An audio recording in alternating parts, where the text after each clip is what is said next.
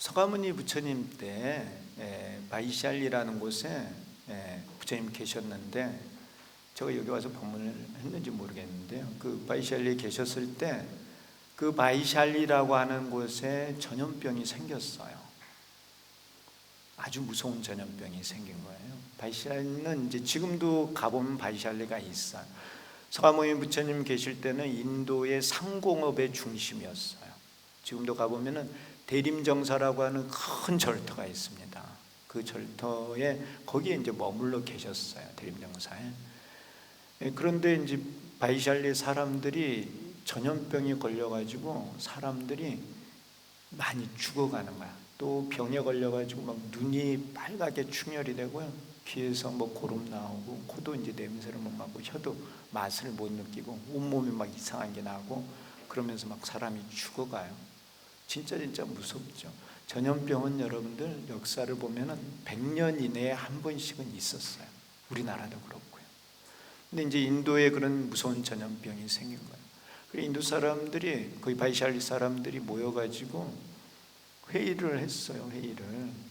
이 전염병이, 무서운 전염병 때문에 사람들 고통받고 있는데 어떻게 해야 되냐. 그러니까 이제 사람들이 모여가지고 결론이, 서가모니 부처님은 못하시는 일이 없으시니까 우리가 서가모니 부처님께 가서 이 병을 없애달라고 하자. 마침 대림정사에 계신다고 하니까. 그래서 이제 500명의 부자들이 이제 공약물을 준비를 해가지고, 대표로 그 월계라고 하는 부자가 공약물을 가지고 사람들하고 함께 대림정사를 찾아가요. 서가모니 부처님을. 그래서 이제 부처님께 공양을 올리고 병을 고쳐달라고 청을 드린 거예요. 그래서 부처님께서 그래, 너희들이 고통을 겪고 있으니 당연히 치유를 해줘야지. 그래서 서가모니 부처님께서 바이샬리 사람들의 전염병을 고쳐주십니다. 이 경전에 나와 있는 내용이에요. 그래서 서가모니 부처님께서 어떻게 병을 고쳐주시나요? 좋은 공부 방법, 수행도 마찬가지. 우리가 이제 불교라는 게 깨달음을 추구하는 것인데, 사실은 이제 무상불이 무해탈 무한 생명이요 삼덕이죠. 근데 어쨌든 이 세 가지를 얻기 위해서는 지혜를 개발해서 깨달아야 돼요. 깨달음을 추구하는데 깨닫는 방법이 있어요. 그 좋은 방법을 가지고 수행을 해서 빨리 깨닫는 게 좋은 거잖아요. 이제 그런 거를 그 생각을 하고 연구를 하게 됐다 하는 것입니다. 그래서 이제 대주사님께서 말씀하셨던 부분, 또 이대 큰 스님께서 말씀하셨던 부분, 제가 또 출가해서 큰 스님께서 말씀하셨던 부분, 이런 것들은 이제 막 메모를 하고 정리를 해가지고 그 가운데 이제 중요한 것들만 모아서 제가 이 책에 사실은 써놨어요. 강의가 우리 신도님들한테 실질적인 신앙생활에 도움이 되게끔 강의하지 않을까 생각을 합니다. 또 입산을 하셔서 이제까지 20년 넘게를 장자불화를 하고 계십니다. 대단하시잖아요. 네. 아마 우리 신도님들 신앙에 큰 도움이 되지 않을까 합니다. 빠지지 마시고 강의 잘 들으시고, 강의 있고 들으신 내용만큼 실천을 잘 하시기 바랍니다. 아시겠죠? 네. 오늘 광도 스님 박수로 모시도록 하겠습니다. 함께 방금 소개받은 광도입니다. 지금 빛광자 기도자고요. 지금 그 3대 큰 스님께 그 입산해서 3대 큰 스님께서 저의 은사님이십니다. 제가 이제 출가한 지는 20년이 좀 더 지났습니다. 근데 참 세월이 많이 지난 것 같아요. 제 출가하고 얼마 안 있다가 춘천 금강불교대학이 생겼습니다. 제가 그때 이제 교육부에서 일을 하고 있었는데, 여기 불교대학을. 그래서 벌써 여기도 19기가 되셨나요? 몇 기신가요? 16기? 19기죠? 야, 진짜 오래되셨네요. 이제는 그 어떤 역사를 가진 그런 학교가 됐다 생각이 듭니다. 주님께서 저 소개를 하셨는데요. 저는 이제 유년 시절을 요 가까운 서울에서 보냈습니다. 저 이제 성북구에서 거기 가면은 미아 3거리, 미아 4거리죠. 거기 숭인초등학교가 있어요. 그리고 조금 가면은 설화벌 중학교가 있고, 저쪽에 가면은 대일고등학교가 있고요. 그리고 안암동에 이제 고려대가 있고 거기 학교를 다 나왔어요. 그러니까 성북구에서 제가 초등학교부터 대학원을 다 나왔습니다. 그러니까 이쪽은 너무 잘 알죠. 그 동네는요. 이렇게 오늘도 오면서 그쪽으로 이렇게 지나왔는데 되게 친근하더라고요.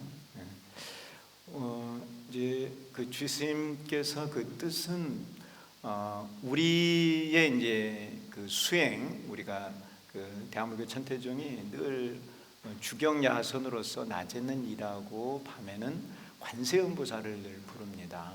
그래서 우리 것을 알고 배우고 또 실천하는 그런 이제 뜻을 가지고 계십니다. 그래서 이제 그 주님 뜻에 부응해서 여러분들하고 관음 신행에 대해서 공부를 하고자 합니다. 이거는 너무 중요한 거예요.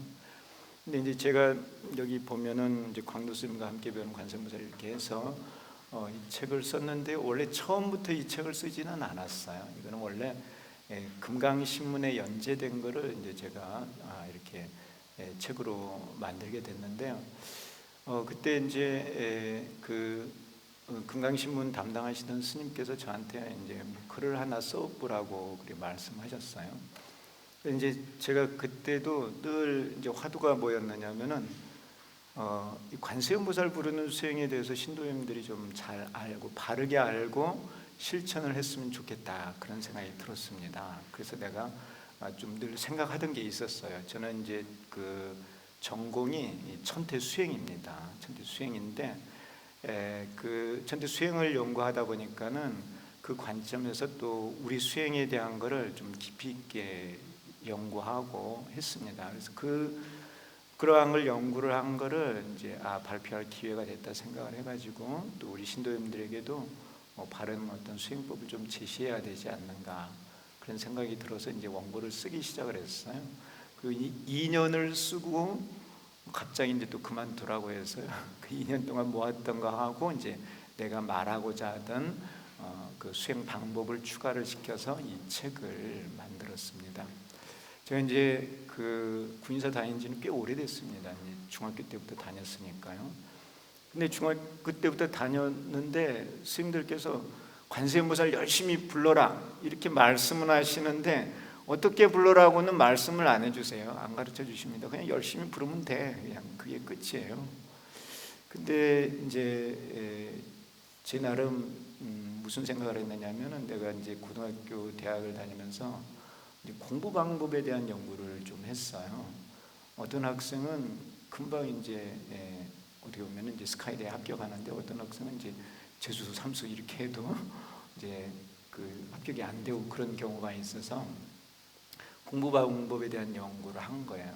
이제 내가 그때 내린 결론이 뭐였느냐면 공부를 많이 한다고 해서 합격하는 게 아니라 공부를 잘 해야 빨리 합격한다. 하는 결론을 내렸어요. 그냥 공부를 한다고 해서 다 똑같은 게 아니다는 것이죠. 그 공부 방법이 좋아야 한다는 것입니다. 이해하시는가요? 네, 그래서 그런 좋은 공부 방법, 수행도 마찬가지. 우리가 이제 불교라는 게 깨달음을 추구하는 것인데 사실은 이제 무상무리 무해탈 무한 생명요 삼덕이죠. 근데 어쨌든 이 세 가지를 얻기 위해서는 지혜를 개발해서 깨달아야 돼요. 깨달음을 추구하는데 깨닫는 방법이 있어요. 그 좋은 방법을 가지고 수행을 해서 빨리 깨닫는 게 좋은 거잖아요. 이제 그런 거를 그 생각을 하고 연구를 하게 됐다는 것입니다. 그래서 이제 대주사님께서 말씀하셨던 부분, 또 이대큰 스님께서 말씀하셨던 부분, 제가 또 출가해서 큰 스님께서 말씀하셨던 부분, 이런 것들은 이제 막 메모를 하고 정리를 해가지고 그 가운데 이제 중요한 것들만 모아서 제가 이 책에 사실은 써놨어요. 그래서 이 책 안에 중요한 수행 방법은 다 이제 기록이 되어 있습니다.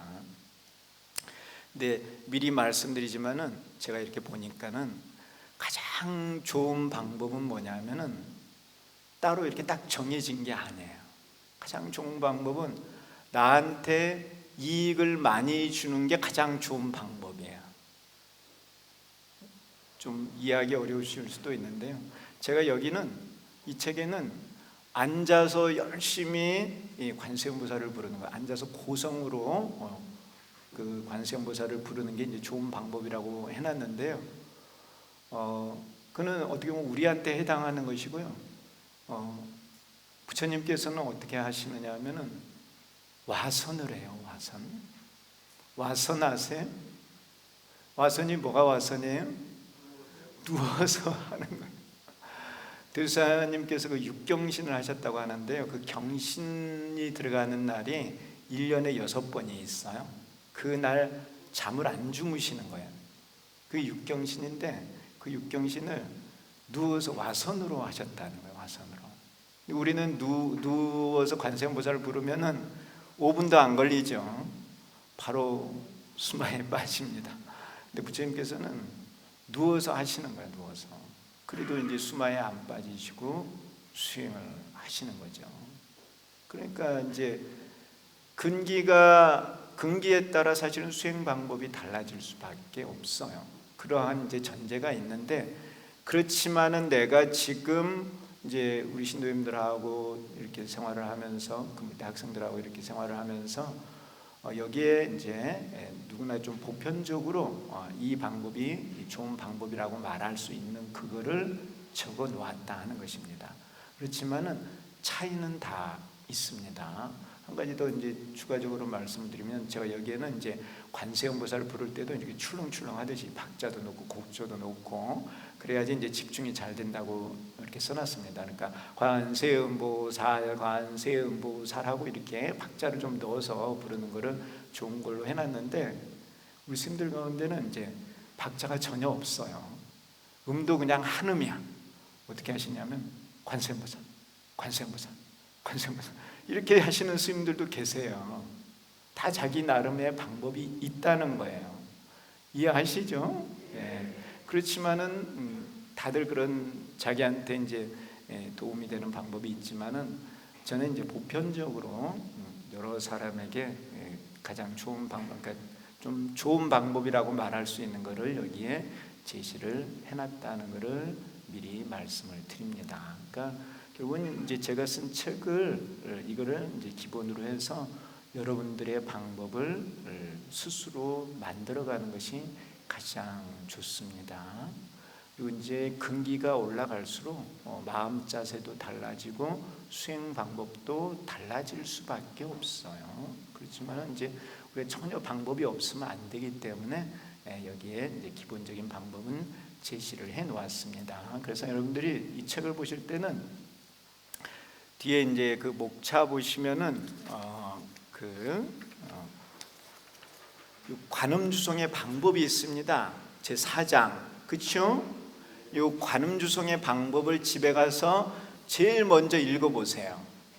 제일 먼저 이게 맨 나중에 돼 있지만은 원래는 이거를 제일 먼저 읽어보시고 그리고 이대로 한번 실천을 해보세요. 그래서 이번 한 학기 동안 뭐 1년이 돼도 괜찮습니다. 이번 주 이제 주님께서 아마 그렇게 하실 것 같으니까요. 해보시면서 자기가 이제 궁금한 게 있으면은 제가 이렇게 올 때 와서 저한테 이제 질문을 하셔도 되고 그렇습니다. 이 방법을 잘 체득을 하시기를 바래요. 그래서 이제 관음주송 보면은 그 세 가지가 돼 있죠. 염념불망, 고성념불, 일심정진. 요 세 가지가 가장 핵심적인 방법이에요. 관음주송에서는요. 그리고 이제 이 책이 나오게 된 배경이요. 이 책이 그냥 세상에 나온 게 아니고요. 내가 이걸 내고 싶어서 낸 게 아니고요.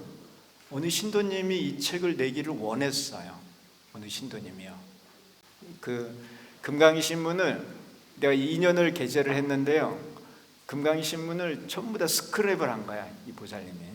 그 관문사 합창단 보살님이신데 이거를 스크랩을 한 거예요. 이 금강이 신문에서 관세음보살에 대한 글을 요청하여 2012년 8월 22일 화요일부터 2013년 6월 4일 화요일에 이르기까지 약 2년에 걸쳐 연재한 것을 이 책으로 정리를 했어요. 근데 이 보살님이 이제 2년 동안 계속 이걸 스크랩을 한 거예요. 그러면서 이제 나한테 찾아와가지고 스님 이것 좀 책으로 만들어서 주시면 안 되겠느냐고 그러신 거야. 보살님이. 그래서 나는 그때는 이제 법납도 그렇게 많지 않고 또 뭐 내가 책 낸다는 게 좀 그래서 이제 생각을 그렇게 안 하고 있었어요. 근데 이제 그 보살님이 너무 도움이 된다고, 이 내용이 너무너무 이제 자기한테 도움이 많이 된다고 책을 꼭 좀 내줬으면 그러신 거예요. 관문사 합창단이셨는데. 그래서 내가 이제 이때가 그 여름에 만났는데 겨울쯤 해가지고 책을 내고 싶었어요. 이제 사람들이 많이 요청도 하고 했기 때문에. 그래서 동지쯤 해서 내가 보살님한테 전화를 했어요. 책을 만들려고 하는데 돈이 좀 듭니다. 그랬더니 책이 몇 부가 돼도 다 자기가 시주하겠다는 거야. 내가 10,000부를 찍으면요, 이게 10,000원씩 치면 얼마예요? 10,000부면 돈이 거의 1억이죠. 근데 내가 몇 개를 찍을지도 모르는데 자기가 하겠다는 거야. 상당히 통이 크죠? 근데 제가 1,000부만 한다 그랬어요. 천수천안 관세음보살님이니까요. 그래서 1,000부를 하려고 하는데 이제 돈이 얼마가 됩니다. 여기 이제 책 한 권당 10,000원이죠. 10,000원인데 10,000원 다 들지는 않았어요. 근데 편집비 뭐 해서 많이 들기는 했어요. 그래서 이제 1,000부를 찍는다고 했더니 그 다음 날 바로 출판사에 송금을 했더라고요. 기획사에. 그 대단하죠. 이해하시나요? 그렇게 마음되기 쉽지 않잖아요. 그리고는 그때가 이제 동짓날이었어요. 동짓쯤 됐어요. 그리고는 이제 내가 안거한다고 구인사에 가 있었는데 설날 합창단들하고 정초참배를 온 거예요. 큰 스님께 이제 관문사 합창단이니까 인사하러 오신 거예요. 그런데 내가 이제 교육부에 있는데 인사를 하고 저를 쫓아왔어요. 쫓아와가지고는 집에 좋은 일이 있다는 거야. 아주 좋은 일이 있어서 큰 스님께도 자랑을 하고 싶다는 거예요. 그래서 무슨 일이냐 그랬더니 자기 딸이 서울대에 합격했다는 거예요. 그때 1월 달에. 그러니까 이 책을 이제 이 보살님이 보시를 하고 나서 한 달 있다가 딸이 서울대에 합격했어요. 그런데 왜 자랑을 하고 싶느냐 하면은 서울대에 차석으로 합격했어요. 얼마나 대단한 일이에요. 서울대에 2등으로 합격을 한 거예요. 우리나라 전체 학생들 가운데서도 5손가락 안에 드는 거죠. 얼마나 자랑스러운 일이에요. 그러니까 이제 큰 스님께 가서 자랑하고 싶다고 한 거예요. 근데 이 보살님 보니까 통이 커. 그러니까 이제 자식도 큰 자식을 낳는 것 같아요. 지금 이제 졸업을 했을 거예요. 의대에 갔어요. 의대 가가지고 일을 하고 있을 겁니다. 그래서 그 보살님 때문에 사실은 이 책이 이제 나오게 된 거예요. 그 배경이. 그래서 이제 늘 이제 이 책을 보면은 그 보살님께 감사를 드립니다. 이 책은 나중에 제가 찍은 거예요. 계속 이제 그 뒤로 계속 책을 찍게 됐어요. 계속해서. 그래서 이제 많이 찍어서 이제 여러분들하고 같이 공부를 하게 됐습니다. 자, 요 그림, 요 사진 보이시죠? 이 사진에 계시는 분이 관세음 보살님이십니다. 그래서 제가 늘 관세음 보살님 하면은 이 관세음 보살님을 생각을 많이 해요. 구인사 가서 예전에 이제 관음전에 모셔져 계셨는데 늘 가서 참배를 했어요. 그래서 제가 이제 관음 신앙을 이 관세음 보살님을 통해서 키웠기 때문에 이 사진을, 지금은 이 관세음 보살님이 그 관음전에 안 계시고 박물관에 지금 모셔져 계세요. 그래서 늘 이 관세음보살님을 생각을 해서 이 사진을 찾아가지고 이렇게 표지로 만든 거예요. 그래서 관세음보살님은 특징이 여러 가지가 있습니다. 여러 가지 특징이 있고 이름도 진짜 많아요. 보살님들 가운데 별명이 제일 많으신 분이 관세음보살님이세요. 그만큼 이제 인기가 많고 또 중생들하고 친근하고 그래요. 그렇지만은 관세음보살님의 특징이 있습니다. 우리는 그런 걸 알기 위해서 공부를 하는 거예요. 여러 가지 뭐 천수천안, 손이 청개고 눈이 또 청개고 뭐 그런 특징도 있고 또 가장 자비로우신 분, 뭐 그런 특징도 있고 그렇지만은 관세음보살님의 가장 큰 특징이 있어요. 그게 무엇일까요? 관세음보살님의 가장 큰 특징은 무엇일까요? 여러분들 생각에 관세음보살님의 가장 큰 특징은요, 여기 머리에 쓴 이 관을 비로관이라 그래요. 이 비로관의 중앙에 부처님이 한 분 모셔져 계시죠.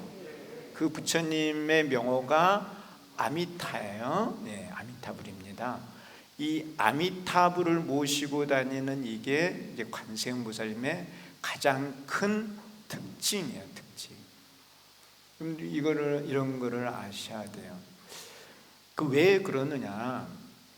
우리가 이제 불교 그러면은 불교라는 말은 무슨 뜻이에요? 부처님의 가르침이라는 뜻이죠. 그러면은 부처님은 어떠한 존재가 부처님이십니까? 예, 깨달으신 분 맞아요. 붓다라는 말이 깨달은 자라는 말이에요. 보리에서 붓다로 이렇게 말이 나왔거든요. 보리라는 말에서, 보리라는 게 깨달음을 말해요. 밝음, 깨달을 각자. 그래서 붓다라는 것은 깨달음을 이룬 자 이런 뜻이에요. 보리를 이룬 자, 깨달으신 분이다는 거예요. 그래서 불교 그러면은 이제 깨달음의 종교 이렇게 말을 하죠. 그래서 사람들은 이제 깨닫는다 그러는데, 사실은 깨달음은 어떻게 보면 하나의 시작이에요. 깨달음이 불교의 궁극적인 목적이 사실 아니에요. 깨달은 다음에 해탈을 해야 돼. 해탈을. 그리고 해탈을 통해서 최종 목적지가 뭐냐면은, 최종 목적지가 무한 생명이 되는 거예요. 불교의 가장 궁극적인 목적은 무한 생명이 되는 것이에요. 부처라는 존재는 완전한 깨달음을 이루어서 모든 것으로부터 해탈을 해서 무한 생명이 되신 분이 부처님이에요. 이 세 가지를 갖추어야 부처님이라고 말을 하는 거예요. 만일 무한 생명이 되지 않고 다 깨달았는데 무한 생명이 되지 않으면은 부처라 하지 않아요. 보살이라 그래요. 보살. 그 이제 수행 계위 가운데 수행 계위가 이제 52계위가 있어요. 원래 52계위가 있고, 이제 깨달음의 계위는 42계위예요. 우린 이제 계위도 좀 공부를 해야 되는데, 계위가 십신, 십주, 십행, 십회양, 십지, 등각, 묘각 이렇게 해서 52계위가 있는데요. 이제 묘각이 부처님이에요. 그 아래는 보살이야, 보살. 오로지 부처님만이 제일이고, 등각은 뭐냐면은 부처님하고 깨달음이 똑같은데 일생보처야. 한 번을 죽어서 태어나야 부처님이 될 수 있는 존재가 등각, 일생보처보살이에요. 깨달음이 있어도 아직 생사를 겪어야 되는 존재가 일생보처보살이에요. 그렇기 때문에 부처님이라는 존재는 가장 큰 특징이 불생불멸 무한 생명이 되는 것이다 하는 거예요. 이해하시나요? 그런 무한 생명이라는 이 말을 인도말로 아미타라고 하는 거예요. 아미타. 이제 우리가 언어도 좀 공부를 해야 되는데요. 미타라는 말이 정해져 있다 이런 뜻입니다. 수명이 정해져 있는 게 미타예요. 아는 부정을 하는 거예요. 수명이 정해져 있지 않다. 이게 아미타예요. 거기까지는 이해하셨죠? 예. 그래서 이 아미타라고 하는 이 말을 부처님 명호로 쓰시는 분이 아미타 부처님이세요. 서방 극락정토에 계시는, 우리 이제 시다림 가면은 나무 아미타불이 법장비구로 계시다가 서원을 세워서 보살도를 닦고 부처님이 되신 분, 그분은 이제 아미타 부처님이라고 하시는데, 그분도 아미타시지만은 사실은 모든 부처님이 다 아미타예요. 왜냐하면 무한 생명이 되지 않으면 부처님이라 말하지 않기 때문에 그렇습니다. 이제 관세음보살님께서 머리에 이렇게 모시고 다니는 이 아미타 부처님은 물론 극락국토의 아미타 부처님도 의미하지만은 사실은 모든 부처님이에요. 무한 생명을 의미하는 것입니다. 그래서 관세음보살님 스스로 무한 생명이 되기 위해서 노력을 하시면서 중생들을 제도를 해서 무한 생명이 되게 하시는 거예요. 누가요? 관세음보살님이요. 관세음보살님께서 하시는 일이 모든 중생이 다 무량수가 되게 하시는 거예요. 아미타가. 그게 관세음보살님께서 하시는 일이다 하는 거예요. 근데 물론 관세음보살님뿐만 아니라 모든 부처님이 다 그 일을 하십니다. 이해하고 계시나요? 예. 근데 이제 관세음보살님이 아주 자비로우세요. 그 활동도 참 많이 하시고, 예, 어쨌든 첫 번째 특징은 이 무량수.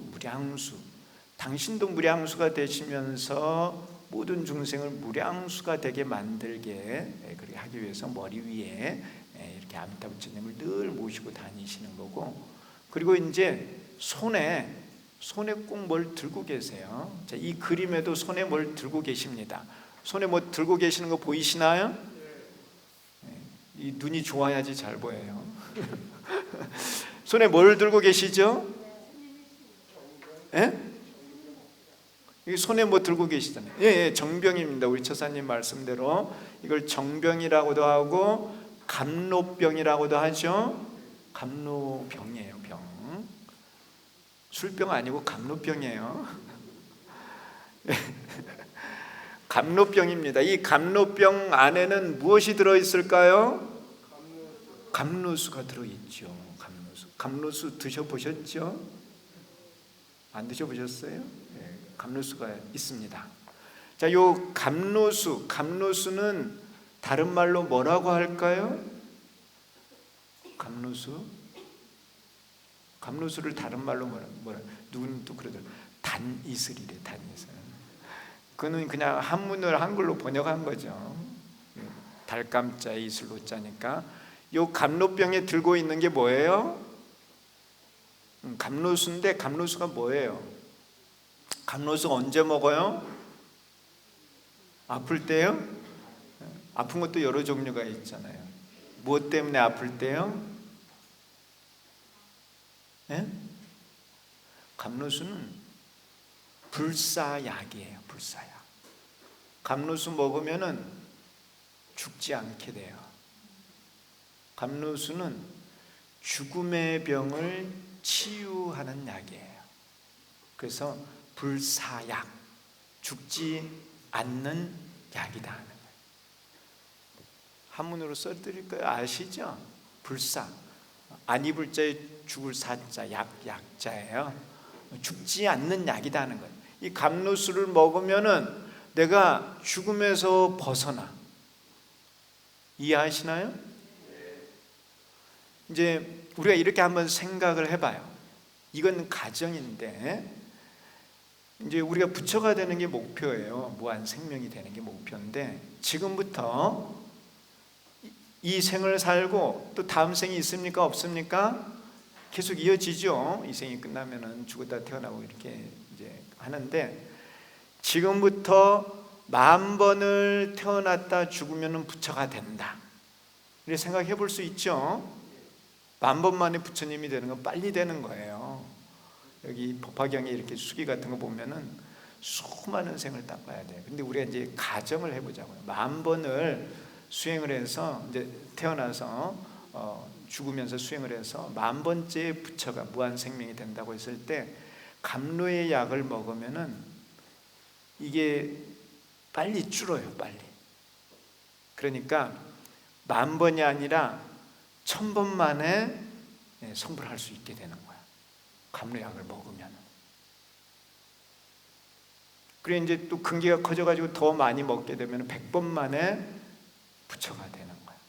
처음에 이제 처음에는 10,000번을 겪었어야 되는데 10,000번 죽으면 고통이잖아요. 10,000번의 고통을 겪고 부처가 돼야 되는데 이 약을 먹으면은 1,000번만 그냥 고통을 겪으면 부처가 되는. 더 이제 약을 더 많이 먹잖아요. 100번 만에. 더 빨리 먹으면 한 번 만에 부처가 되는 거예요. 얼마나 좋아. 먹어야 돼요? 안 먹어야 돼요? 먹어야 돼요. 먹어야 돼요. 먹어야 돼요. 이거를 먹기 위해서 어떻게 해야 되는 거죠? 이거를 먹기 위해서 수행을 하는 거야. 수행. 수 아세요? 닦을 숫자도 수지만은 물 숫자도 수예요. 요 감로수도 수예요.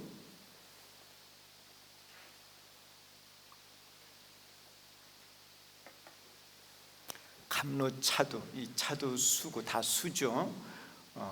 그런데 이제 이거는 사실은 비유예요. 비유입니다. 이 감로수가 의미하는 게 뭐냐는 거예요. 불교에서는, 불법에서는 아미타는 이제 무량수 부처님을 의미하는 건데, 관세음보살님께서 들고 계시는 이 감로수는 구체적으로 뭘까요? 우리 불법에서 이 뭘 먹어야지 생사가 줄어들까요? 네? 제 법문 한 번도 안 들어보셨어요? 자, 요 감로수가 비유하는 거는 진리입니다. 진리. 진리를 먹고 소화를 하면은 생사가 줄어요. 그 진리를 이제 대주사님께서는 이제 삼재 원흉으로 그림으로 표시를 해놨어요. 그래서 청색 삼원 있죠, 우리 종기에. 그 청색 삼원이 감로수예요. 감로수. 그 청색이잖아요. 이제 물 색깔이 청색이잖아요. 청색. 그래서 이 청색이 물을 말을 하는 거고 진리를 말해요. 그래서 이제 동그라미 하나 먹고 또 하나 먹고 또 하나 먹고 그래서 3번을 먹으면은 무한 생명의 부처님이 되는 것입니다. 감로수를 꼭 먹어야 돼요. 근데 이제 진리가 아니라 이제 진리에 대한 깨달음 뭐 그런 걸 추구하지 않는 수행자들도 관세음보살을 부르면 관세음보살님께서 오셔서 도와주세요. 그래서 이제 뭐 몸이 아프다든가 이 지금 살아가면서 몸이 막 아프고 하면 관세음보살을 부르면 관세음보살님께서 오셔서 그 몸을 고쳐줘요. 그것도 일종의 감로수예요. 그래서 군인사 가서 병 고치신 분들 많죠. 그 일종의 감로수를 먹은 거예요. 예. 자, 그는 그렇고 관세음보살님께서 이 감로병을 들고 계시면서 감로수를 중생에게 주십니다. 중생에게 주시기 위해서 이걸 들고 계시는 거예요. 당신 드시려고 이렇게 하고 계시는 게 아니에요. 옆에 보면은 남순동자 있죠. 예, 여기 이쪽에는 해상용왕이 있고 남순동자가 있습니다. 그래서 이 감로병을 기울여 가지고 남순동자에게 이렇게 감로수를 주는 그림이 있어요. 그거를 감로탱이라 그래요. 감로탱, 감로수를 주는 그림이다. 그래서 감로수를 줍니다. 남순동자에게 줘요. 그 언제 주는 거죠? 언제? 감로수를 언제 줘요? 관세음보살님 주고 싶을 때 줘요? 언제 줘요? 네. 관세음보살님께서 뭐라고 하셨느냐 하면은 어둠 속에 있는 중생이 관세음보살을 생각하고 일심으로 측명하면은 이제 밝은 곳으로 인도하신다. 그런 말씀을 이제 관세음보살 법문품에서도 하셨고 또 비화경이라고 하는 이런 경전에서도 말씀하셨습니다. 그러니까 이 감로수를 먹으려면은 일심으로 관세음보살님을 불러야 돼요. 부르면은 오십니다. 오셔서 근기 따라 감로수를 주시는 거예요. 집에 불이 났어요. 어떻게 해야 돼요? 119 신고해야죠. 집에 불 났는데 그 이제 뭐라고 해요? 누구를 부른다 그래요? 전화를 해서 누구를 부르는 거예요? 소방관을 부르는 거잖아요. 네? 불이 났으면 소방관을 불러야죠. 안 부르면 안 오죠. 신고해야 돼요. 불러야 오십니다. 소방관들이. 관세음보살님도 똑같아. 안 부르면 안 오세요. 불러야 오시는 거예요. 근데 관세음보살님은 대의왕이에요. 대의왕. 관음보살 대의왕, 감로병중 법수향, 이런 불교 의식에도 이런 개성이 있어요. 관세음보살님은 못 고치는 병이 없어요. 그래서 우리들이 아플 때, 특히 이 생로병사의 이런 아픔을 겪고 있을 때 관세음보살을 부르면은 관세음보살님께서 오셔서 우리들을 고통에서 벗어나게 하시는, 그때 쓰시는 게 이 감로의 약을 쓰신다는 거예요. 그러니까 불러야 돼요. 안 부르면은 안 오신다는 거예요. 아무리 뭐 법화경 많이 읽고 뭐 경전 많이 읽고 해도 관세음보살님 안 부르면은 안 오십니다. 부를 때도요, 건성으로 부르면은 응답을 잘 안 하세요. 지극한 마음으로 불러야만 오시는 거예요. 이해하십니까? 네. 그래서 어쨌든 우리는 열심히 수행을 해서 감로수의 약을 먹어야 되는 것이에요. 그리고 이쪽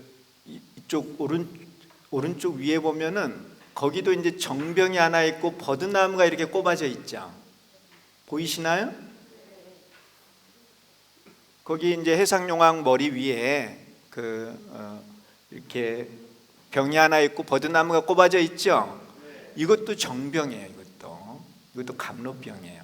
이제 버드나무가 꼽혀져 있는 이런 모습인데, 이 정병과 버드나무가 있는 곳에 이제 관세음보살님이 앉아 계시는 그런 그림을 양류관음도라 그래요. 양류. 버드나무를 이제 양류라고 하는 거예요. 양류.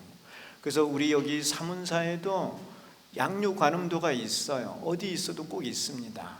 여기 이제 책에도 이렇게 양류관음도가 그려져 있지만은 양류관음도가 다 있어요. 이 양류관음도가 유래가 있어요. 이게 괜히 이 그림을 그리는 게 아니고 이유가 있습니다. 이게 이제 지금 사실은 코로나하고도 관련이 있어요. 코로나가 전염병이죠. 얼마나 이 많은 사람들이 이 병에 걸려서 고통받고 있나요? 또 빨리 사망하시는 분들도 있잖아요. 요즘 그러고 보니까 우리나라가 최정점이라면서요. 오면서 뉴스 보니까는 1,000만 명이 넘었대요. 그러니까 우리나라 사람들 거의 이제 5명 중에 1명 그 이상이죠. 또 실제로 파악 안 되신 분들도 있을 테니까 얼마나 많은 사람들이 이걸 고통을 겪고 있습니까? 근데 서가모니 부처님 때 바이샬리라는 곳에 부처님 계셨는데, 제가 여기 와서 법문을 했는지 모르겠는데요. 그 바이샬리에 계셨을 때 그 바이샬리라고 하는 곳에 전염병이 생겼어요. 아주 무서운 전염병이 생긴 거예요. 바이샬리는 이제 지금도 가보면 바이샬리가 있어요. 서가모니 부처님 계실 때는 인도의 상공업의 중심이었어요. 지금도 가보면은 대림정사라고 하는 큰 절터가 있습니다. 그 절터에 거기에 이제 머물러 계셨어요. 대림정사에. 그런데 이제 바이샬리 사람들이 전염병이 걸려가지고 사람들이 많이 죽어가는 거야. 또 병에 걸려가지고 막 눈이 빨갛게 충혈이 되고요. 귀에서 뭐 고름 나오고, 코도 이제 냄새를 못 맡고, 혀도 맛을 못 느끼고, 온몸이 막 이상한 게 나고, 그러면서 막 사람이 죽어가요. 진짜 무섭죠. 전염병은 여러분들 역사를 보면은 100년 이내에 한 번씩은 있었어요. 우리나라도 그렇고요. 근데 이제 인도에 그런 무서운 전염병이 생긴 거예요. 그래서 인도 사람들이, 거의 바이샬리 사람들이 모여가지고 회의를 했어요. 이 전염병, 이 무서운 전염병 때문에 사람들 고통받고 있는데 어떻게 해야 되냐. 그러니까 이제 사람들이 모여가지고 결론이 서가모니 부처님은 못하시는 일이 없으시니까 우리가 서가모니 부처님께 가서 이 병을 없애달라고 하자. 마침 대림정사에 계신다고 하니까. 그래서 이제 500명의 부자들이 이제 공약물을 준비를 해가지고 대표로 그 월계라고 하는 부자가 공약물을 가지고 사람들하고 함께 대림정사를 찾아가요. 서가모니 부처님을.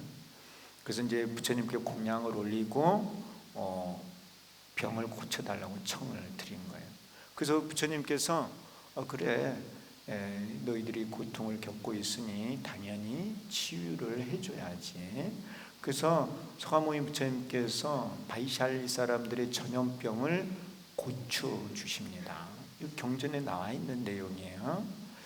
그래서 서가모니 부처님께서 어떻게 병을 고쳐주시나요? 어떻게 고쳐주시느냐 하면은 의사를 불러요. 의사. 환자들이 많이 있으니까 환자 치료는 의사가 최고죠. 그 의사를 부릅니다. 의사가 누구죠?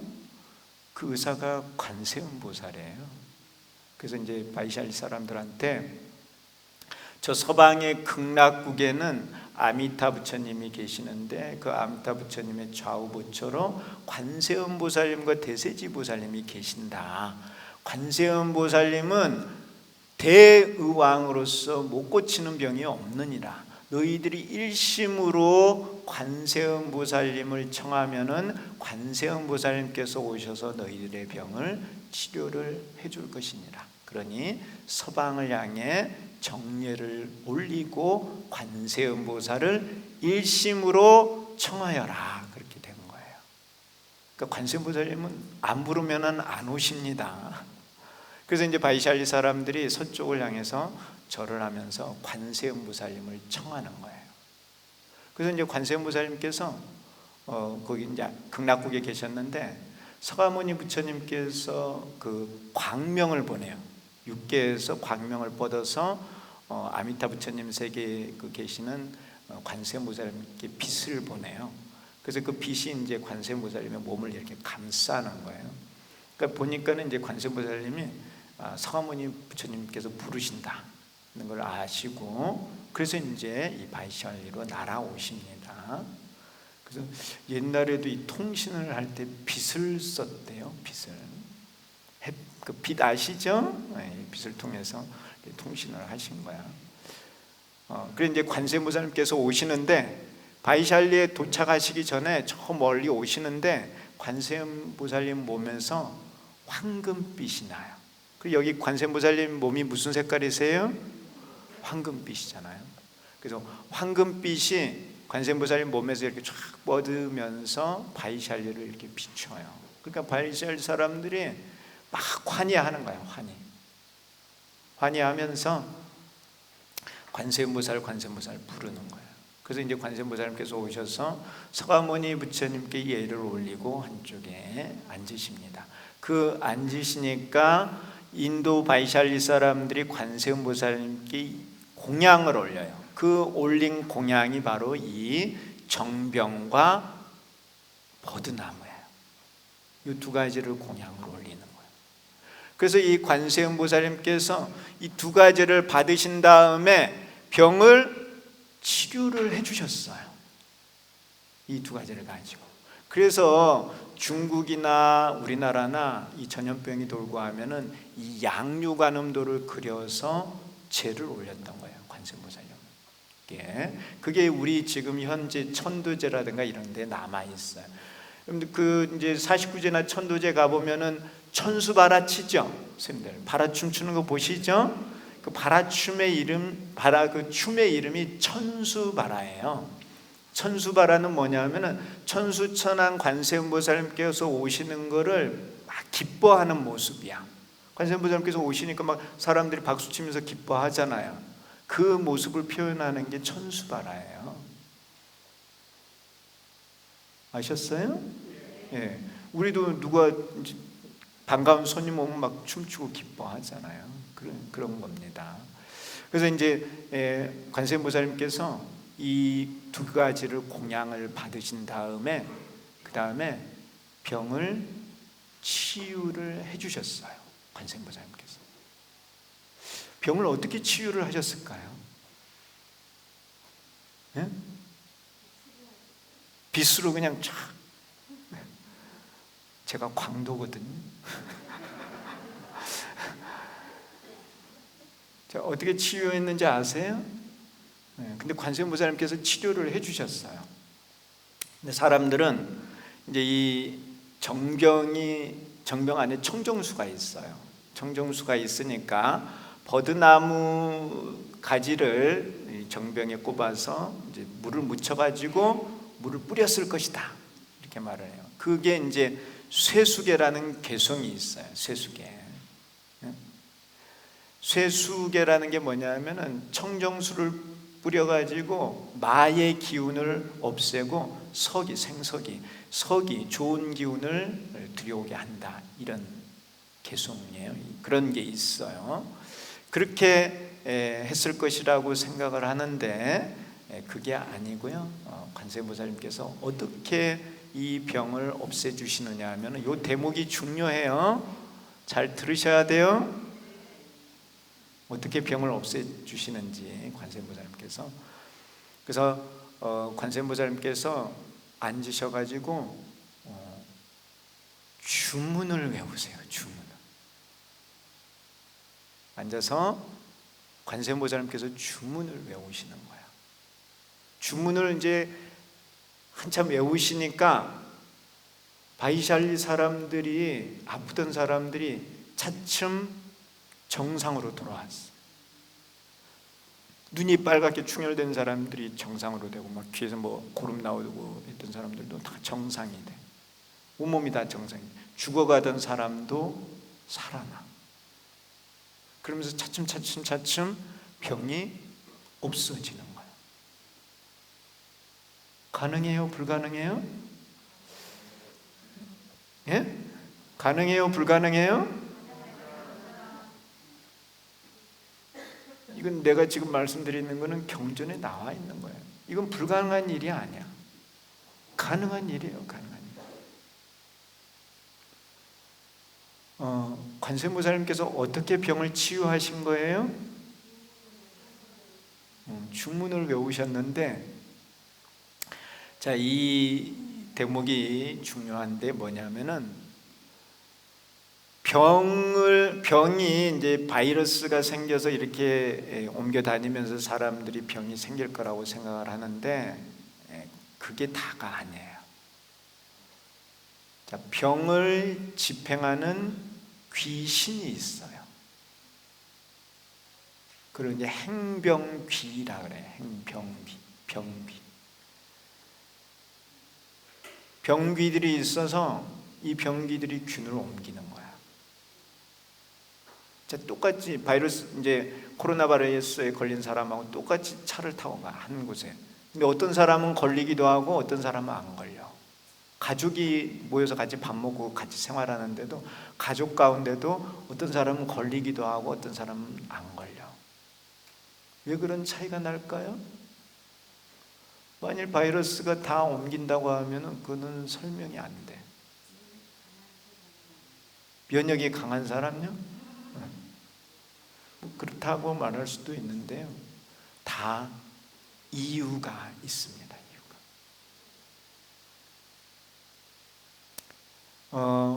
병귀들이요, 병을 옮길 만한 사람들한테 옮겨요.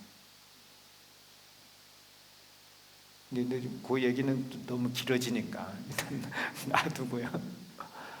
자, 이 행병귀들이 와서 이제 병을 집행을 하면서 바이샬레 사람들한테 많이 감염을 일으켰는데, 관세음보살님께서 주문을 외우시니까 어떤 일이 생겨났느냐 하면은, 주문을 외우잖아요. 주문을 외우면은 선신이 와요. 신장님들이. 그 주문이 선신을 부르고 나쁜 신을 몰아내는 거예요. 그래서 구족 신통력 그러죠, 관세음보살님을. 구족 신통력, 신통을 다 하신다고. 그 선신을 부르는 거예요. 이 주문이 선신을 불러서 나쁜 신을 쫓아내게 하는 거예요. 그래서 그 주문, 원래 주문은 해석을 안 하는데 그 주문을 읽어보면은 나쁜 병귀들의 이름이 쫙 나와. 그러면서 그런 거 물러가라 없어져라 이렇게 돼 있는 거예요. 이 주문이. 병귀들 이름을 부르면서 소멸해라, 없어져라.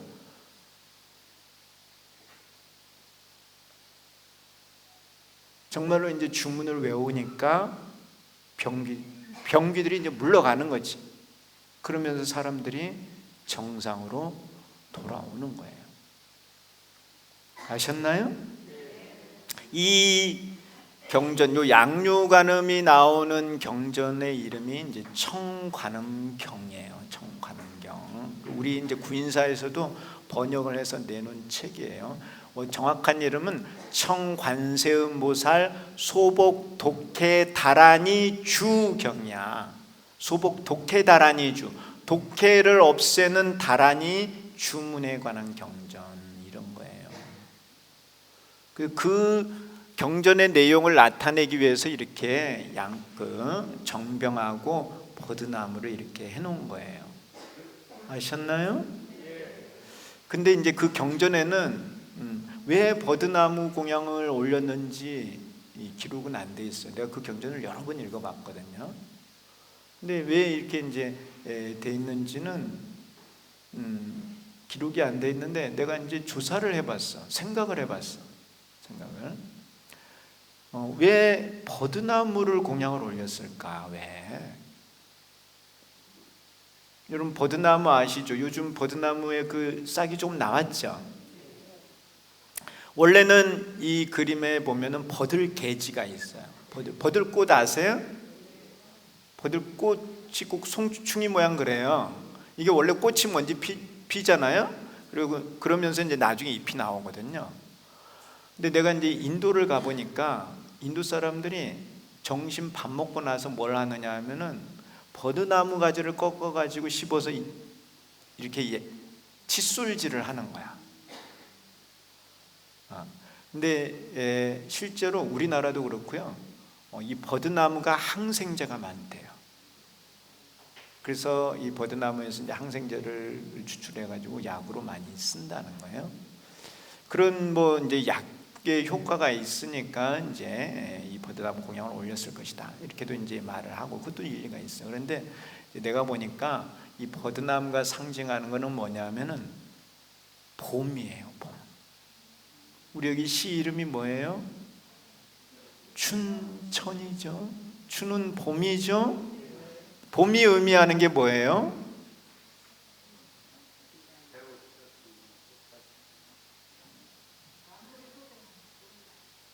본다. 예. 맞습니다. 시작, 소생, 뭐 다 맞아요. 다 맞아. 다 맞는데요. 여기서 버드나무가 의미하는 건 뭐냐면은 건강이에요. 건강. 자, 사람이 봄이 있고 여름이 있고 가을, 겨울이 있죠? 여러분들은 어디예요? 자, 젊었을 때를 뭐라 그래요? 제가 오늘 ITX 타고 왔는데 ITX 청춘이래. 근데 그게 이제 청량리하고 춘천이죠. 젊었을 때를 청춘 그러잖아요. 28 청춘. 그런데 그 젊음은 건강을 상징하는 거예요. 건강.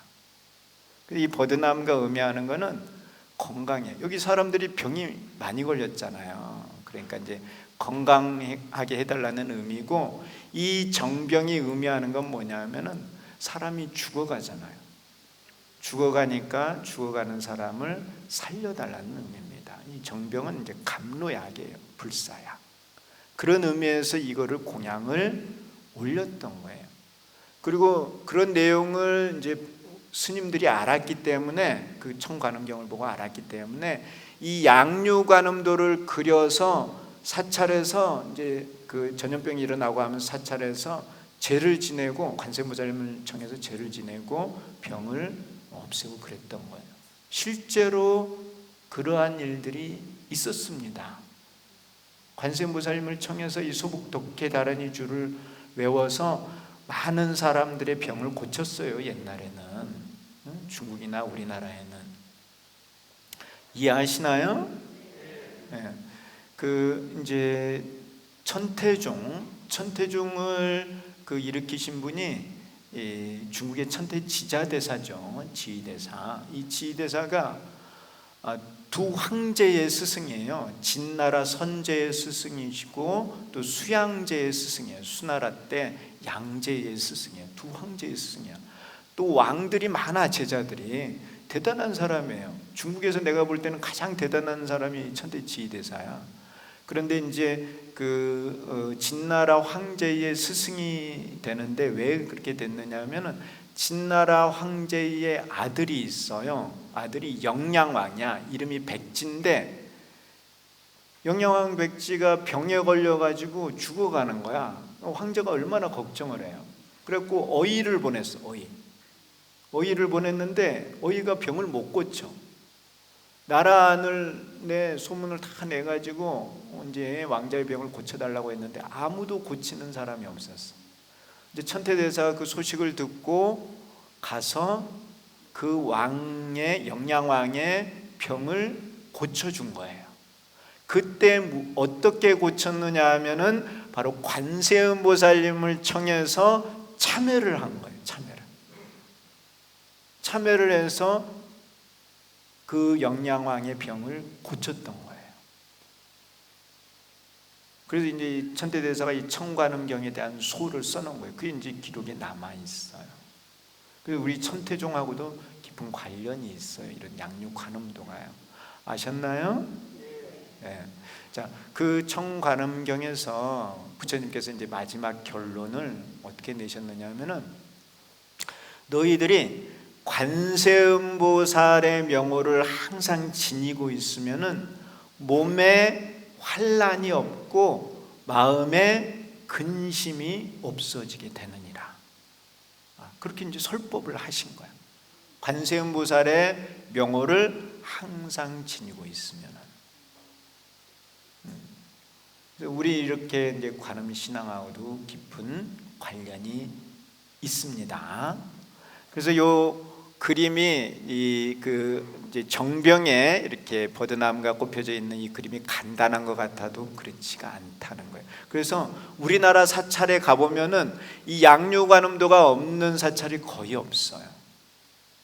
예전에는 사람들이 몸 아프고 그러면은 절에 와서 빌었거든요. 아시나요?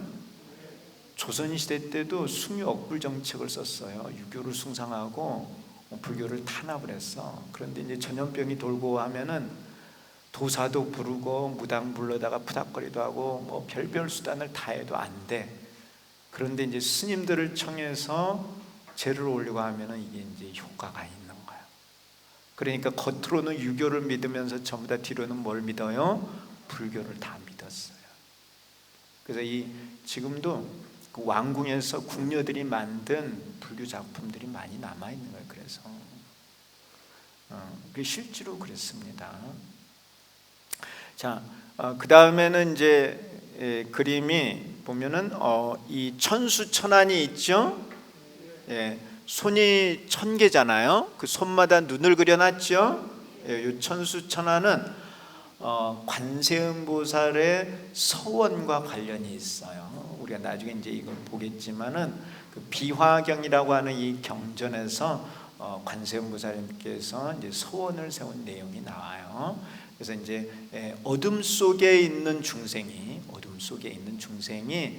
온갖 고통을 받고 있을 때 나를 생각하고 나를 부른다면은 내가 천안과 1000개의 눈과 1000개의 귀로 그것을 듣고 보아서 이제 고통에서부터 건져주지 못한다면 나는 무상불위를 이루지 않겠습니다 하는 그런 서원을 세워요. 그래서 그런 서원과 관련해서 이렇게 천수천안 이런 그림을 그리는 겁니다. 근데 이제 손에 뭐 여러 가지를 많이 가지고 있죠. 그런 게 다 뭐예요? 이걸 이제 지물이라고 하는데 이게 방편이에요. 방편. 다 이 관세음보살님은 중생의 마음을 정확히 꿰뚫어 보아서 그들이 원하는 게 뭔 줄을 알아요. 그래서 그에 맞게 다 주는 거야. 그래서 이렇게 손에 많은 걸 들고 계세요. 이 부처님은 보면은 아무것도 안 가지고 계세요. 그냥 가사만 이렇게 두르시죠. 비로간도 없어요. 근데 보살들은 몸에 뭐 많이 가지고 있어. 비로간도 쓰시고, 여기 목걸이 아시죠? 이거 목걸이를 영락이라 그래요. 영락. 이런 보배 영락도 가지고 계시고, 손에 뭐 많이 가지고 있어. 이걸 왜 가지고 계시는 거예요? 당신 자랑하시려고? 중생들한테 주려고요. 그래서 이렇게 가지고 계시는 겁니다. 자, 그리고 요 뒤에 보면은 해상용왕이나 또 그 남순동자가 물 위에 떠 있죠. 그거 보이시나요? 파도 치는 거? 예. 여기가 바다예요, 바다. 바다고 관세음보살님이 계시는 곳이 어디냐 하면은 보타라카산이야. 보타라카산은 이제 섬처럼 그렇게 등장을 하는데, 남해에 있는 섬처럼 등장을 하는데 바다가 등장을 해요. 해상용왕도 용인데 바다죠, 바다. 자, 이 바다가 의미하는 게 뭘까요? 이 그림에서 바다. 우리 여기는 참 강이죠, 강.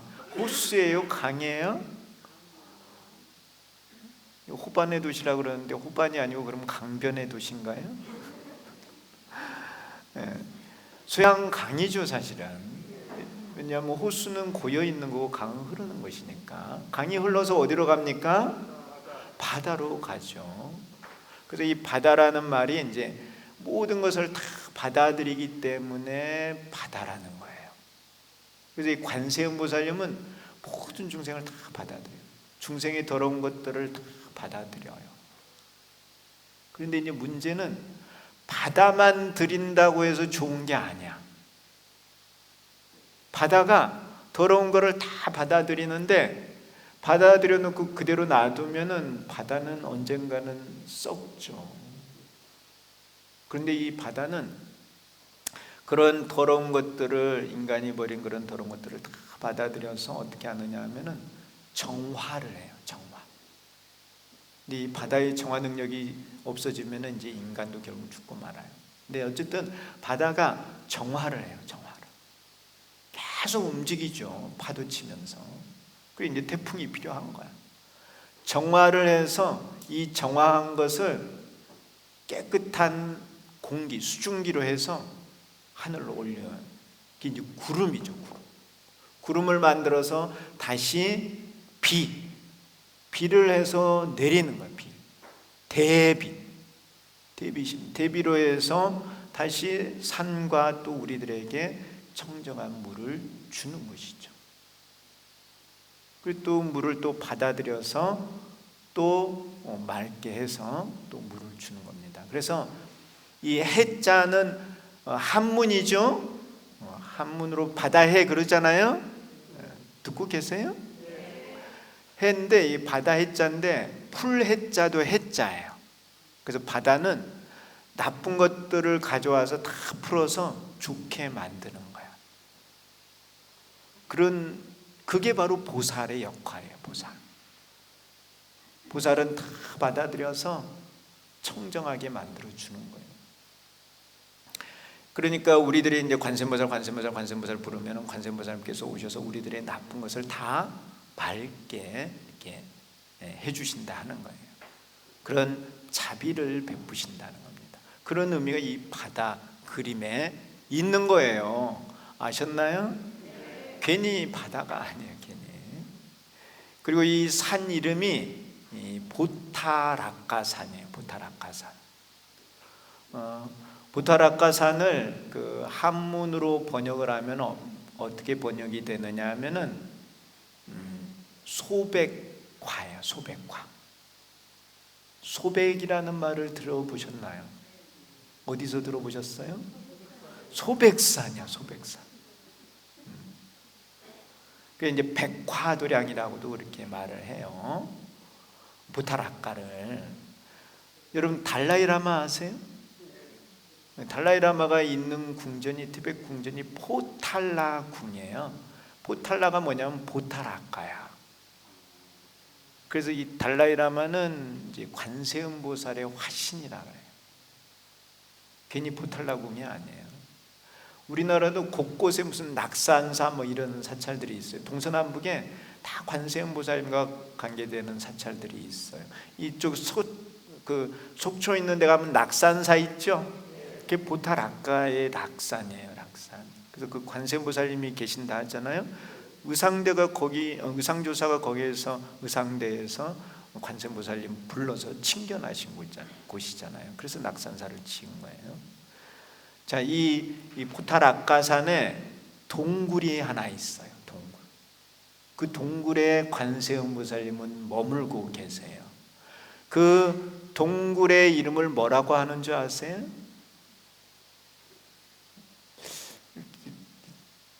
소통이 별로 안 되네, 이상하네. 자, 그곳에 보타락가산에 동굴이 하나 있는데 그 동굴 이름을 금강굴 그래요. 금강굴. 오늘 많이 배우시네. 그림 하나 가지고. 예, 거기를 이제 금강굴 이렇게 표현을 합니다. 그래서 관세음보살님의 주처가 금강굴이에요. 늘 금강굴에 계시는데 우리가 부르면은 오시는데 1초도 안 걸려요. 즉현한다 그래요. 즉현. 그건 관세음보살 보문품에 있어요. 우리가 일심으로 측명하면은 즉현, 곧 즉시 나타나신다.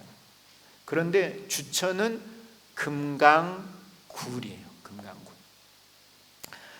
그거는 이제 그 어디에 나오느냐면 화엄경에 나와요. 사실은 그 남순동자가 요 화엄경에 나오는 동자예요. 그래서 이 관세음보살님께서 금강굴에 계신다는 내용은 보타락가산 금강굴에 계신다는 내용은 무슨 경전요? 화엄경에 나옵니다. 화엄경에 제가 드리는 말씀은 화엄경 내용이었어요. 자, 왜 금강굴에 계실까요? 왜? 우리 이 학교 이름도 금강대학교인데 왜 금강? 네? 왜 금강? 예, 금강이 의미하는 것은 그런 것이죠. 그 누구는 그래요. 이제 금강경을 다이아몬드 수트라 그러는데 금강하고 다이아몬드는 달라요. 다이아몬드 깨져요, 안 깨져요? 깨지잖아요. 금강은 깨지지 않습니다. 자, 우리 종교에 금강이 있어요, 없어요? 우리 종교에도 금강이 있어요. 금강처죠. 금강이 이제 절국 공이 저로 모습이 나타나요. 근데 금강이 중요해요. 그래서 우리 학교 이름이 금강대학교예요. 금강불교대학교. 왜 금강이 중요하죠? 금강은 뭐고 굴은 뭐야? 여러분들 굴 속에서 혹시 지내보신 적이 있어요? 안 지내보셨어요? 이제 보통 스님들은 아파트 살아도 굴에서 지낸다 그래요. 굴, 토굴. 토굴인데 가보면 아파트야. 이제 그냥 기와집을 지어놓고도 토굴이라 그래요. 굴이라는 표현을 쓰죠. 여러분 구인사에도 굴이 있는 거 아세요? 모르세요? 예. 그 삼보당이 있죠. 예, 삼보당이 있고 이제 큰 스님께서 여러분들은 이제 친견 받으시는 그 건물이 있습니다. 그게 이제 사문전이에요. 우리 조실이라고 하죠. 그 조실 위에 건물이 하나 있는데 그 이름이 삼도굴이에요. 굴, 삼도굴. 그래서 이제 옛 선인들은 굴에서 수행을 했어요. 마음 공부를 했어요. 그래서 이제 깨달음 얻고 그랬어요. 이 천태 지휘대사도 그 화정봉에 동굴이 있는데 그 동굴에서 관세음보살님을 칭견을 해서 깨닫습니다. 나중에 내가 말씀드릴 거예요.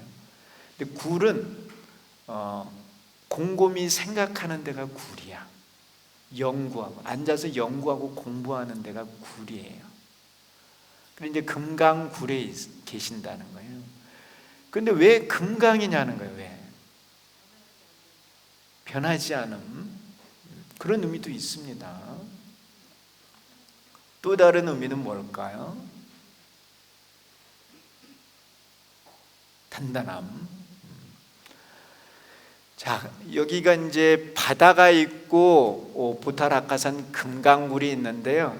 이게 뭘 의미하느냐면은 바다는 자비를 의미하고 금강굴은 지혜를 의미합니다. 금강은 지혜예요, 지혜. 지혜. 그래서 늘 금강굴에 계시면서 지혜로서 관하시고 하시는 분이 관세음보살이에요. 요 불교대학을 금강불교대학으로 하셨던 것도 우리가 이제 지식을 추구해야 되는 게 아니라 지혜를 추구하라는 의미에서 학교 이름을 금강으로 해놓으신 거예요. 우리 종기도 금강절을 세운 이유가 있어요. 지식이 아니고 지혜로서 진리를 깨달아야 된다고 해서 금강절을 해놓으신 거예요, 대주사님께서. 불교는 깨달음은 지혜가 없으면은 깨달을 수가 없어요, 진리를. 경전을 아무리 많이 읽고 지식이 아무리 출중하다 하더라도 마음을 닦아서 지혜를 개발하지 않으면은 진리는 깨닫지 못합니다. 아셨나요? 우리는 지혜를 추구하는 거예요. 수행은 지혜를 개발하는 방법이에요. 그러면 조금 시간이 있으니까 우리가 지식과 지혜를 한번 공부를 해봐야죠. 지식과 지혜는 같나요? 다르나요? 같은 부분도 있고 다른 부분도 있어요. 근데 다르다고 하는 입장에서 우리가 봐요. 다 안다고 하는 측면에서는 같은 부분이 있어요. 그런데 그 아는 게 다른 거야. 아는 게 어떻게 아느냐? 지식은 외부로부터 받아들여서 아는 거야. 받아들여서. 근데 지혜는 스스로 본래 알고 있어. 본래 알고 있어. 근데 뭔가에 의해서 가려져 가지고 그 알고 있는 그 능력을 쓰지를 못하는 거야. 뭔가에 의해서 가려져 있어. 이 가리고 있는 거를 걷어내면, 닦아내면은 이게 빛을 발해서 알게 돼요. 뭐 조금 이해하시나요? 그래서 이제 여러 가지 비유를 써요. 비유를. 자, 태양은 스스로 빛을 내는가요? 안 내는가요? 몰라요? 태양은 스스로 빛을 내고 있죠? 그러니까 해야 해. 달은 어때요? 달은 스스로 빛을 내지 못하죠? 달은 태양빛을 반사해서 빛을 내는 거예요. 이해하시나요? 또 이런 비유를 해요. 하늘에서 비가 와서 물이 고이면은 그건 지식이고, 땅을 파서 땅에서 물이 나오면은 그건 지혜다. 그런 표현돼요. 그것도 뭐 틀린 것은 아니에요. 여러분들은 지혜가 있으신 거예요? 지식이 있으신 거예요? 자, 그리고 잘 안 넘어가네. 둘 다 있으시죠? 지혜는 있으세요? 어떻게 알아요?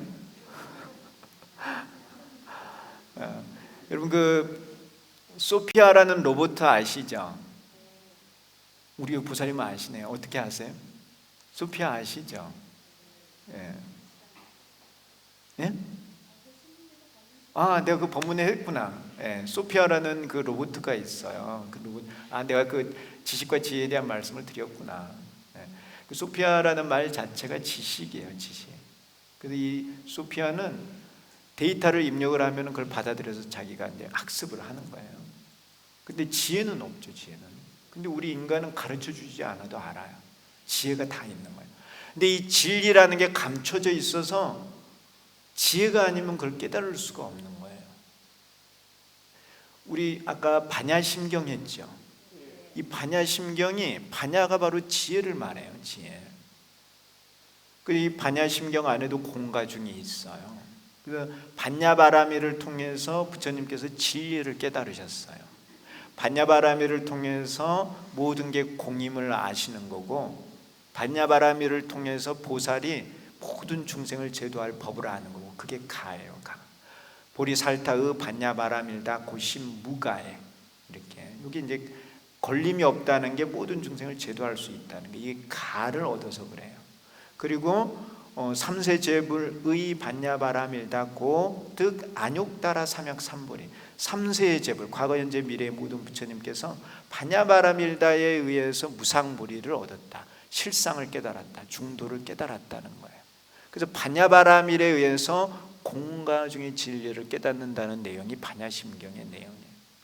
공가 중의 진리를 깨달으려면은 반야바라밀, 지혜를 개발을 해야 되는 것입니다. 이해하셨나요? 그래서 우리 이 불교대학의 이름이 금강이에요. 금강. 그러면 이제 거기까지는 알았어. 우리가 지혜를 개발해야 되고 또 자비의 마음을 가져야 된다는 걸 알았습니다. 그래서 이렇게 지혜를 개발하고 또 자비의 마음을 쓰기 위해서는 무엇을 해야 된다는 겁니까? 결국은 수행을 해야 된다는 거죠. 무슨 수행을 해야 되는 거예요? 관세음보살을 일심으로 칭명하는 수행을 해야 한다는 것입니다. 그래서 이제 대조사님께서 이 시기의 중생들에게는 가장 좋은 수행 방법이 관세음보살을 일심으로 칭명하는 것이라는 거예요. 그 방법을 통해서 우리는 지혜를 개발할 수 있고 불도를 완성할 수 있다는 거예요. 잘 들으셨나요? 예.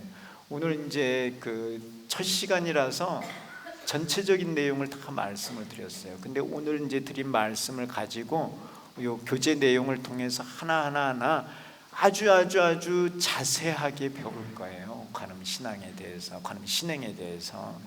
이 관음 신행은 천태지대사가 평생 관음 신행을 하셨고요.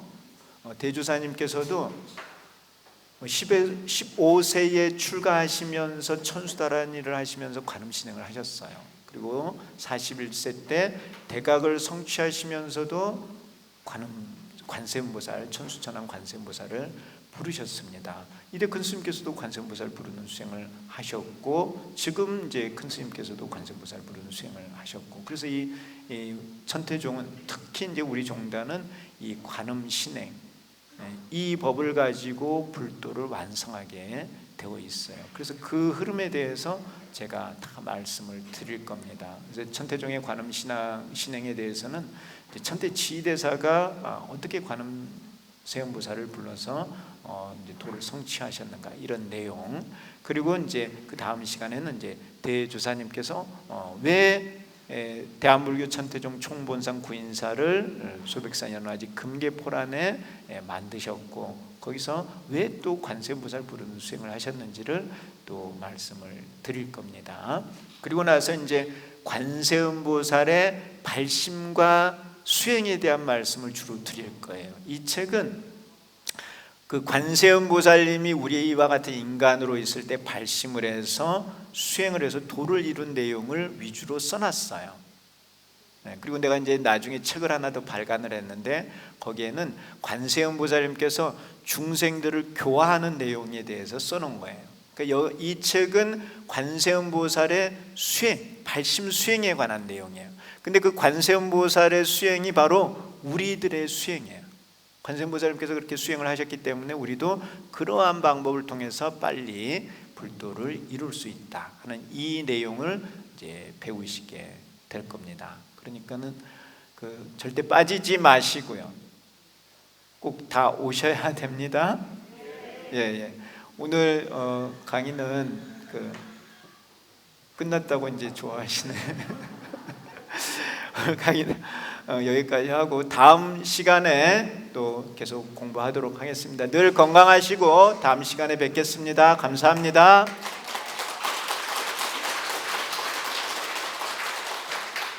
오늘 강의 잘 들었습니까? 제가 이렇게 강의를 들어보니까 어느 교수님보다도 우리 실질적인 신앙생활에 도움이 되는 오늘 강의를 하셨습니다. 아마 이런 우리 강의 교수님들한테 못 들어봤죠? 우리가 지금 관세음보살을 도량이고 어디 가도 관세음보살을, 오늘 법문 제일 중요한 말씀이 뭡니까? 일심으로 관세음보살을 칭명하라. 오늘 우리 기도 기간입니다. 아셨죠? 이 중요합니다. 이 관세음보살을 우리 여기 계시는 분들이, 우리 뭐 항상 저도 말씀드리지만은 집에 계시나 다니실 때는 항상 관세음보살을 잊어버리지 않고 항상 생각하고, 또 우리가 법회 마치면은 기도를 하셔야 돼. 오늘 우리 광두 스님께서 아무리 강의를 잘 하셔도 실천을 하지 않으면 안 됩니다. 아시겠습니까? 실천이 필요합니다.